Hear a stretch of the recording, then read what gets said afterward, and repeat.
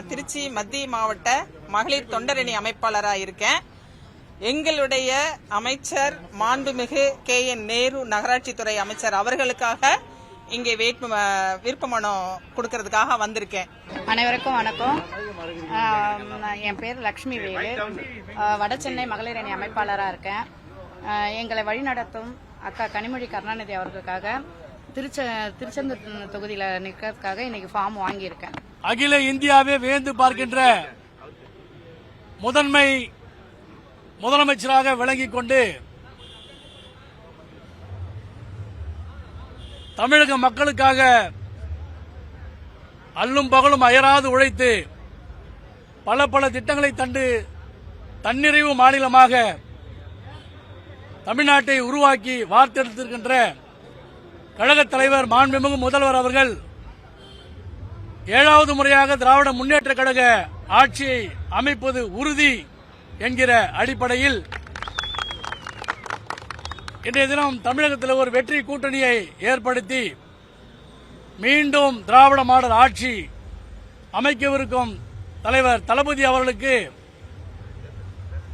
சென்னை மாநகர போக்குவரத்து கழக ஊழியர் முன்னேற்ற சங்கத்தின் சார்பில்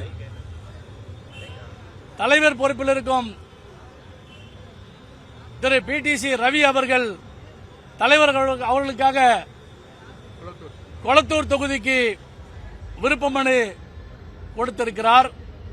அதேபோன்று சங்கத்தின் பொதுச் செயலாளராக பெரம்பூர் ஆறுமுகம் என்கிற நான் சேப்பாக்கம் தொகுதி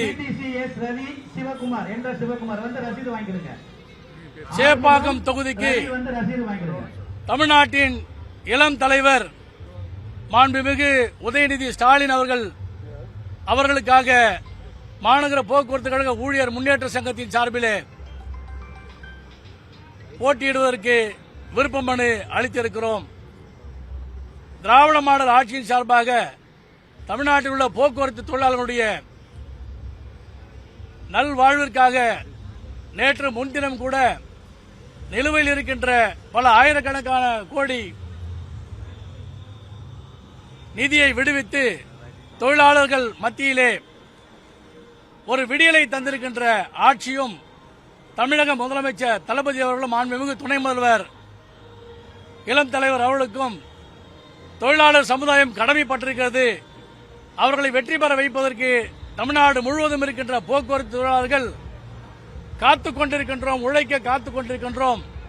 அவர்களுக்காக வெற்றியை தேடித்தர பாடுபடுவதற்கு உறுதுணையாக இருப்போம் என்று இந்த நேரத்தில் சபதம் ஏற்றுக் கொள்கிறோம். பிளே ஸ்டோர் மற்றும் ஆப் ஸ்டோரில் இருந்து பாலிமர் செயலியை QR கோடு மூலம் பதிவிறக்கம் செய்யுங்கள். செய்திகளை உடனுக்குடன் பெறுங்கள்.